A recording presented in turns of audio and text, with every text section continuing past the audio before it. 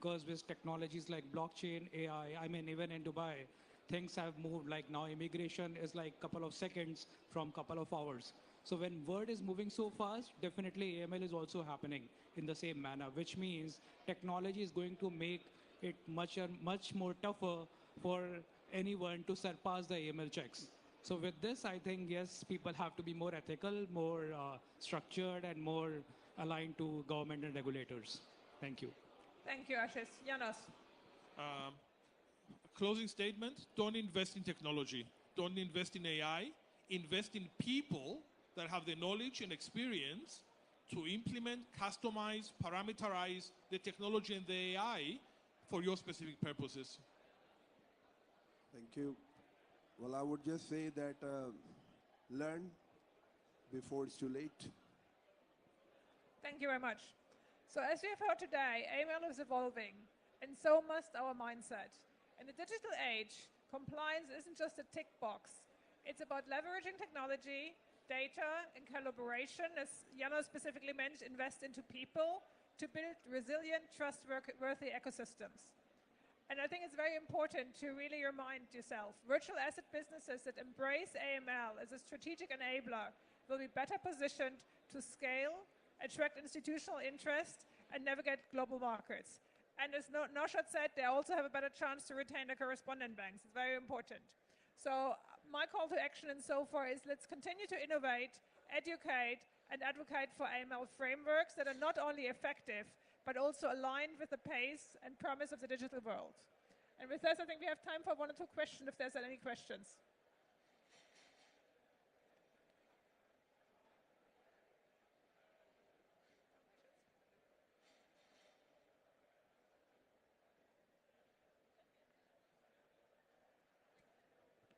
Thank you very much.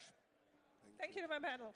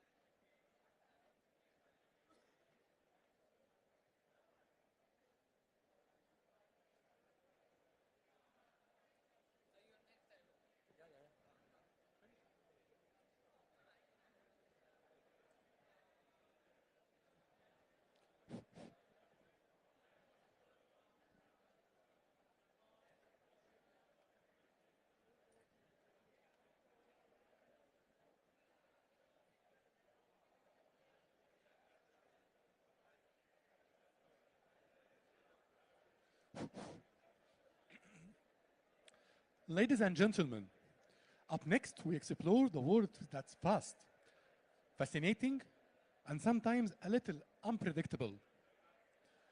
The good, the bad, and the ugly of FX trading.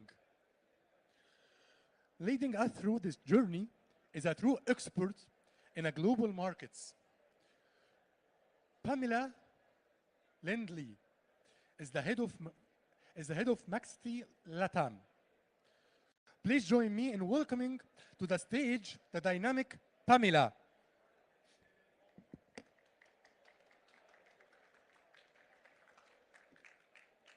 Hello, everyone.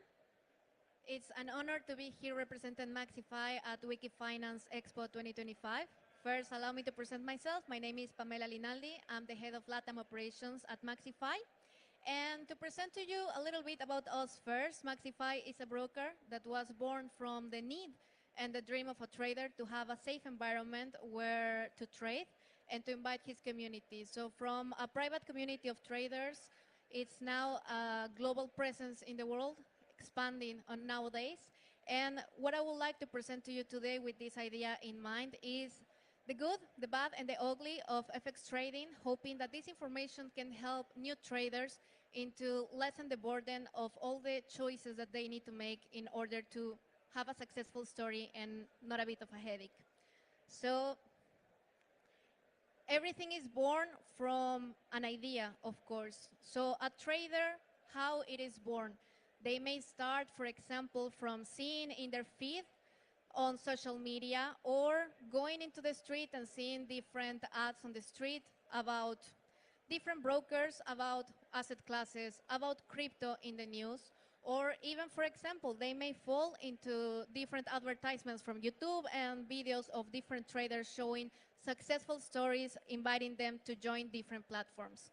I hope that any person that has this first idea, first spark into entering into trading, they will take a moment and they will first make a research into the different platforms and what it means. Because a mistake that we do in this industry is take for granted that everybody has the same level of knowledge about crypto markets, about Forex, about the industry itself. And I think it's important to come back to the basics and teach new traders and teach all the people exactly what is this and all of the dangers that are out there for their money and for their knowledge.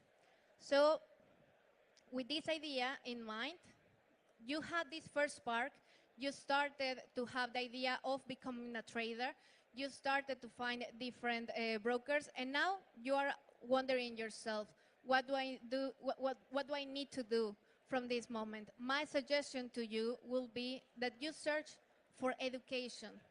On our platform, we offer education that is tailored to different languages and to different levels. So if you are a new trader and you are wondering how to enter into this industry, the first step will be to understand what are the markets, to pay attention to the news, to find an education that is suited for your level, and understand that in these markets, it's not only about depositing some money and then taking it from there and just gambling it away. It's important to understand that you are getting yourself into an industry that you can learn from. You can learn from the indicators, you can learn from the platforms, and you need to understand that from this you can create, of course, profit, but there is also risk. So if you have yourself a base of knowledge and you take it, for example, into a demo account, from here you can take this knowledge before gambling away your money. After you have taken this base of knowledge, maybe you have started a demo account in different platforms.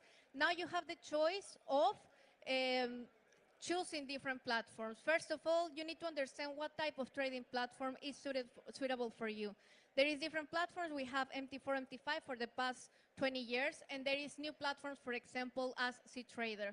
It's good for you as a new trader to start with demo accounts in the different trading platforms to understand which one is more suitable for you, which one you like more. Do you like a Windows 2000? You like something a bit more new?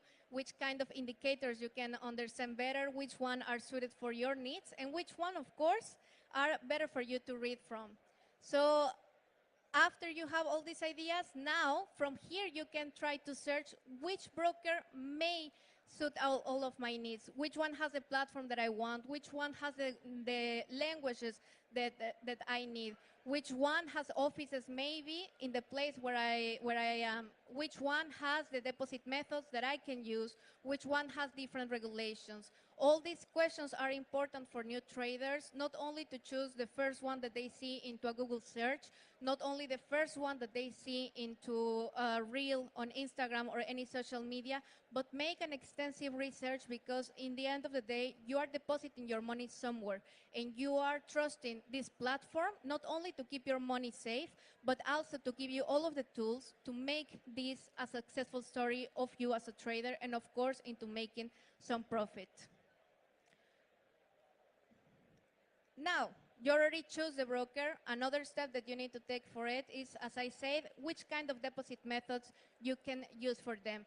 There is, of course, the basic ones that you may need, Visa, Master. Now there is crypto payments everywhere. But another mistake, as I told you from the beginning, that some in the industry do, is taking for granted that everybody knows how to use all of the tools that we have at our disposal. We make the assumption that everybody, because crypto now is so famous, now everybody knows how to make a deposit in crypto.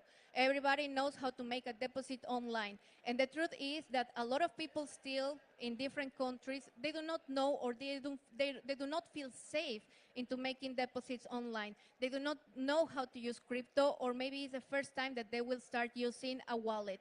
So it's important, at least on our platform, in the platform that I recommend you researching before starting your trading journey, is if they have for you how-to videos, if they have for you information about what it is that you are about to do. So in our platform, we also offer, and we are really proud of this, local P2P. So for those countries that have barriers into making deposits into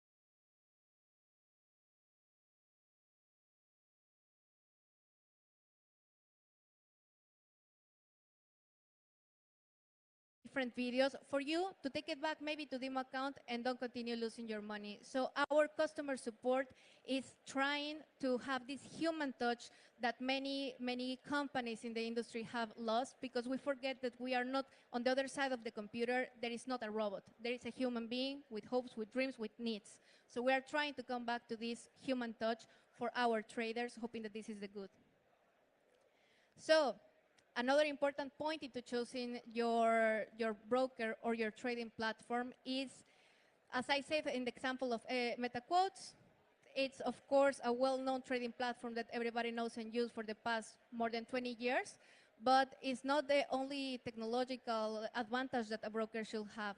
You need a broker that they will continue developing themselves, not only having great liquidity to avoid slippage, to make sure that all of your orders are executed, not only having the latest trading platforms, not only having the latest apps in App Store or Android, not only having the latest payment methods, but also making sure that the platform that you are using is trying to get cutting-edge technology each time, that is developing itself. It's not only a website and a back office or a front office that is not evolving for your needs, because this industry, this world is all the time evolving, and your platform needs to do it at the same time.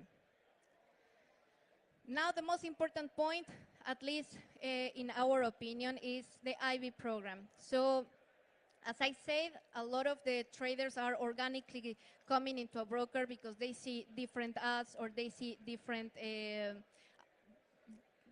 different videos about trading and different assets. But in our opinion, the most important part of our broker is the IB program. So we are really proud that our IBs become our partners. We provide them with also an account manager. We provide them with credit and marketing ideas to help them develop, because we do not only want those IBs that they already have a community or a network behind.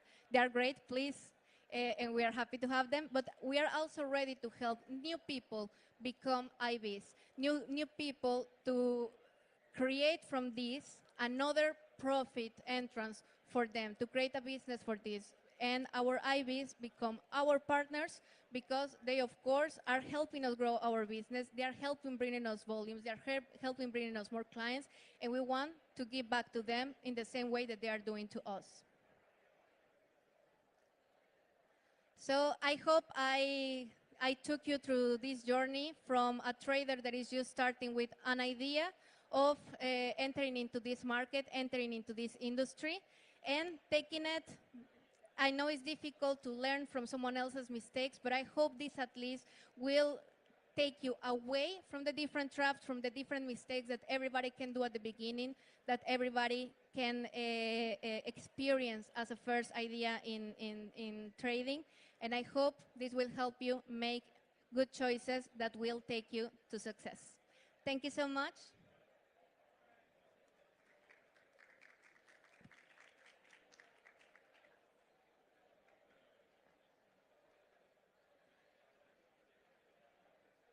Thank you.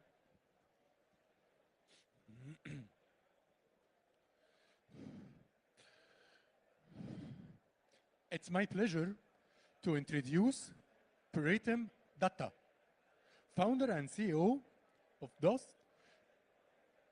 Today, he will be sharing his vision of redefining finance with the stablecoin Neobank. Please welcome Pratham Datta to the stage. I don't know if I spelling your name is right or wrong. I had slides, by the way. Sorry? I had slides. Okay. Hello, everyone. I am Preetham, sharing briefly about the whole stablecoin Neobank. I don't know how many of you know about Circle and the recent listing that they have NASDAQ. A lot of people globally are still not able to access banking, which is a universal right, especially from emerging markets. And one of the things which we are seeing changing globally, there is a huge demand for stable coins. The demand is not really for any token, but the demand is for the core product, which is US dollar, especially from countries where especially the currencies are weak and there is a lot of depreciation. And especially in the stable coin space, yield-bearing tokens are kind of increasing quite heavily, and there's a lot of demand in this space. And if you look at, I have built business, especially across some of the emerging markets prior to building Zot. Banking is still kind of very gated, and one of my experiences, especially while working in countries like South Africa, there is a huge barrier, for example, of how people can get access to that. And if you travel around, especially LATAM, there is a huge demand, and people are kind of started using products like stable coins, even for their day-to-day purchases like groceries. So what we are trying to solve at Zot is kind of bringing this whole on-chain or stablecoin-backed banking globally available, making it accessible to everyone. And so at Zot, we are building a stablecoin Neobank. A core product of ours is basically a yield-bearing token backed by cards and payment infra, allowing cross-border remittance, payment, settlement across over 150 countries. The core product that we typically use is ZUSD. It's an yield-bearing token, primarily backed by US Treasury bills and similar other bond products, as well as DeFi yields, basically working as a typical savings account for target market of primarily emerging market economies where there is a strong demand of stable coins. And on top, we have built a loop of cards and payments in partnership with some of the top card issuers like Visa and MasterCard, which allows the whole flywheel of loop of load your cards with stablecoin, use them to pay for your coffee, and that get points and rewards for using that, as well as use that for payments, settlements, etc. One of the things when we built Zoth was that, look, finance is very, typically I find it boring, and we wanted to attract especially the new gen, the Gen Zs. And one thing which always struck me is why finance cannot be fun. So at the core of what we do is a character called Zoctopus. Every time a user uses our products, they get an access to this ecosystem, providing them with incentives and rewards to use the whole setup. So we have been growing quite rapidly. We recently got recognized by CB Insights as one of the 2 stablecoin companies in this space, and one of the early players in this space. And we recently acquired one of the leading players in Japan, and yeah, we are looking for partnering and scaling this globally. Our opportunity is wherever there is demand for US dollar, we will be there providing a whole new native on-chain ecosystem on top of that, serving the users who are typically gated out of banking. Thank you.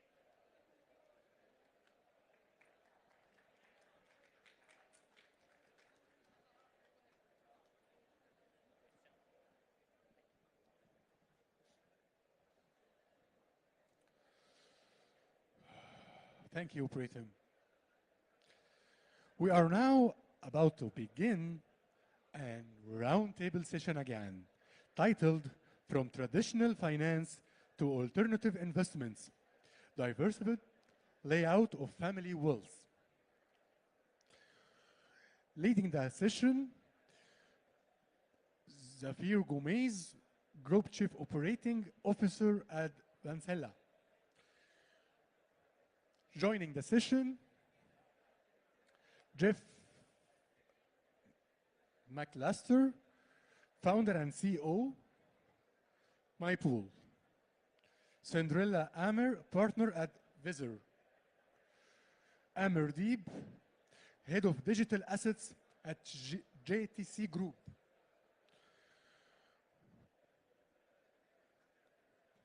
Anna Deeb Bassi, CEO at the Bassi Capital. Please join our panel at the stage.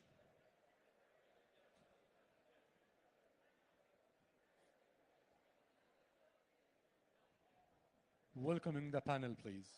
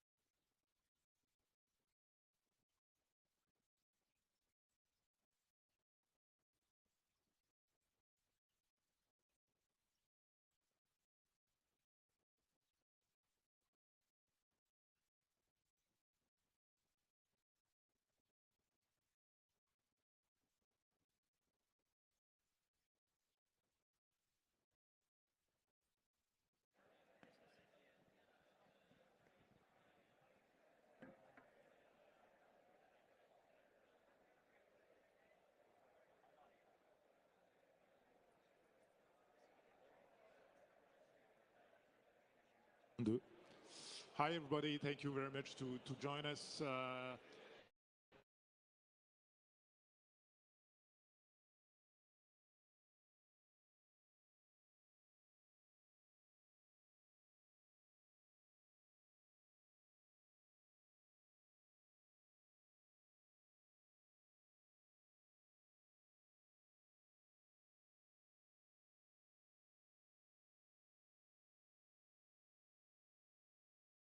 That's a lot. Good to see you, Xavier. It's been a while. Hi everyone, I'm Cinderella Amar. I'm a partner at Vizier. It's a managing consultancy firm dedicated to sub-Saharan Africa. We're dealing with clients with the largest industrialized assets holdings. Very tangible, as you can see. Now, my background, 15 years in capital markets, fixed income, 8 years in blockchain and AI. So this is a blessing in disguise, really, because I'm quite holistic in my views of alternative investments. Thank you, Silvana. Good Amardeep. afternoon, everybody. My name's Amardeep Tandy, and I'm the head of digital assets at JTC Group. If you haven't heard of JTC, we're a FTSE 250 company in the UK, and we're one of the largest fund administration, fiduciary, and trust corporate service providers. So we're one of, I would say, a specialist company that really supports family or very complex wealth structures. And I would say really what we're known for is some of the really spicy kind of out there wealth structures and how to manage them effectively. Before JTC, I was at Chainalysis, where I was the head of regulation and compliance across Europe, Middle East, and Africa. Thank you. Thank you, Amardeep. Joe? Thanks, Xavier, and very happy to be here. Thank you, everyone. My name is Jeff McAllister, and I'm founding MyPool. MyPool is a mortgage investment pools. We are tokenizing and fractionalizing mortgages and building primary mortgage origination on-chain. Before MyPool, I was a chief risk officer at an exchange, and before that, I was head of Hex Trust Markets. And looking forward to the chat. Thank you, everybody. And myself, my name is Xavier Gomez, and I'm Chief Operating Officer of Vancelian. Vancelian is a French fintech solution provide wealth management service powered by blockchain technology and digital asset. And we plan to open an office in Abu Dhabi and Dubai, and of course we are live in France, in Europe, with MiCA license soon. Thank you everybody for your introduction. Let's start. According to you, today, what are the main driver behind the convergence of traditional finance and alternative investments, such as digital asset, tokenized asset, and for family office and wealth management? Correct, yeah. So I think when you look at the convergence, I think there's a couple of things that have really come about that's really, I think, sped up that convergence. And I think one, quite candidly, is fear from TradFi. I think another part really is around some of the real world problems that have actually been solved, using blockchain technology and crypto assets. Some of that being, for example, the combating of hyperinflation. So we've heard today from some of the previous panels that Brazil, for example, and some of the other countries where there is significant hyperinflation, there's a huge uptake in actual people using stablecoins, for example. And that's created that general narrative. And I think this is something that has opened the eyes, changed the narrative. I think, obviously, looking back the last 5-6 years, there was a very much negative narrative when we talk about crypto assets, blockchain technology, and so forth. And I think now that narrative has really changed. And we've seen that in the formation of clear, robust regulatory frameworks here in this region, for example, but then also globally. The development hasn't been, without its challenges. And I think it's going to take some time to get there, but we've made some really good developments, I would say, as a foundation. I would say capital wants, though actually yearns, for yield, access, and transparency. Now, guess what? We have a mature technology to deliver all of it at once, right? So I think family offices are quite pragmatic. and they finally see capital in its digital form, basically. Sure. Yeah, so in terms of what's driving the convergence of digital assets and traditional, I mean, I think the regulation space is very key. Obviously, going all the way back to the ETFs that were approved in the US, some time ago now, but like early last year. But as well as obviously the regulations coming on board in the US and so on. So that sort of maturity and adoption that's happening globally is I think driving the adoption from family offices to start looking at it and looking at alternative assets and now considering digital assets in that mix. I think that's probably the key. I mean, the technology solutions that are there obviously have matured, but suddenly now it's, crypto is not such a dirty word anymore. Thank you. Anna, please. Could you introduce yourself quickly because you are a little bit late and.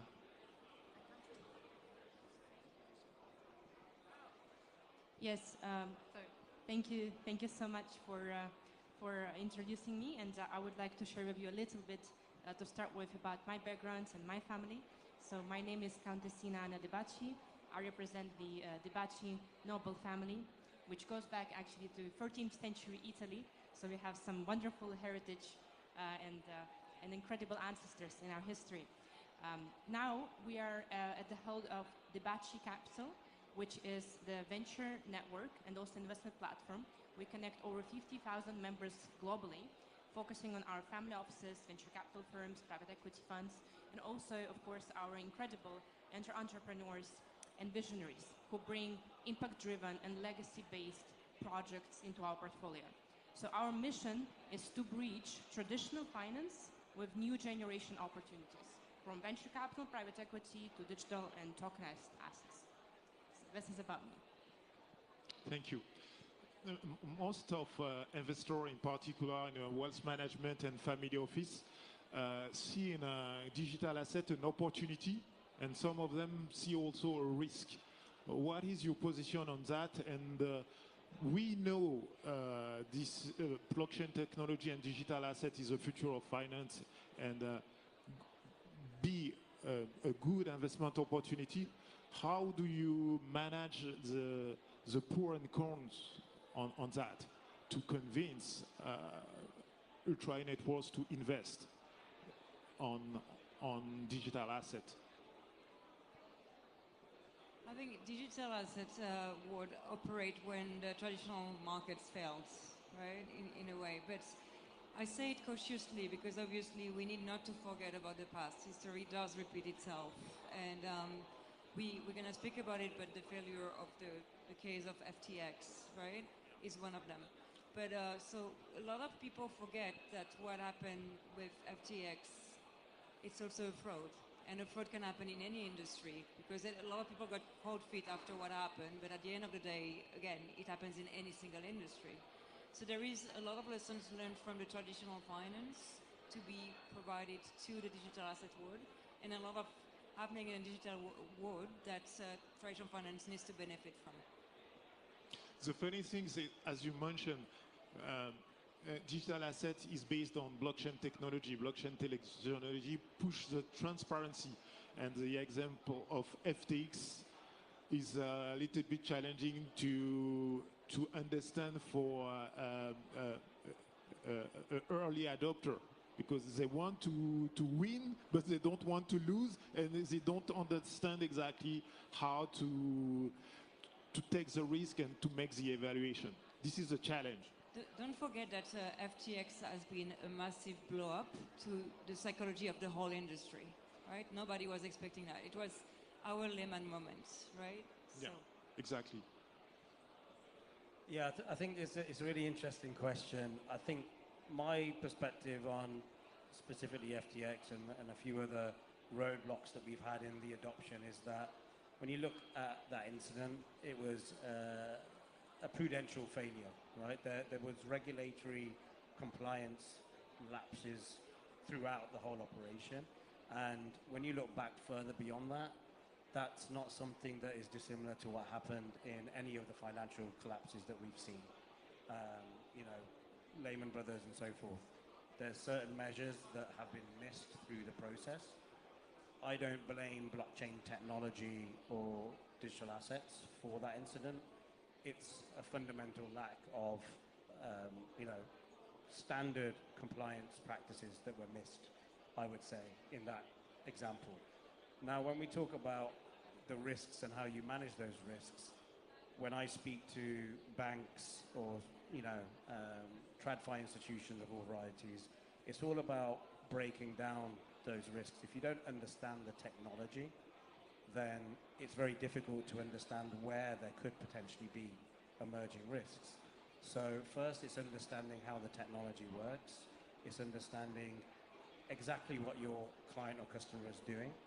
From an investment perspective, it's actually understanding, is this entity that I'm about to place my money or my trust into regulated? In the early days, there was a lot of gray areas, and I think what we've seen now develop is that we've got at least the foundation level of regulatory frameworks in place across most of the mature traditional financial markets globally, right? It's not perfect by any means, but we do have a foundation. So when looking at investments in any capacity, whether it's crypto, whether it's traditional markets, you're going to understand whether or not the entity or the counterparty is financially regulated. That's number one. If they're not, why not? Is there something that you're missing? I think when I speak to family offices, for example, and they're looking to invest, you know, smaller volumes to large volumes, we start with the simple things. And the simple things actually are very, very common in the TradFi space. There's only a small piece of the puzzle really that is specifically blockchain or crypto related in terms of the risk. And typically we don't actually come across those, because when you're talking about investment or institutional investment, you're talking about safe, modest plays, not going into the deep end of DeFi, for example. We're talking about Bitcoin and Ethereum exposure, and we're talking about institutional exposure in institutionally regulated custodian environments, for example. So breaking it down step by step, managing the risk is where, you know, we are starting really in this space. Mardip, you mentioned regulation, and you are a great specialist on that.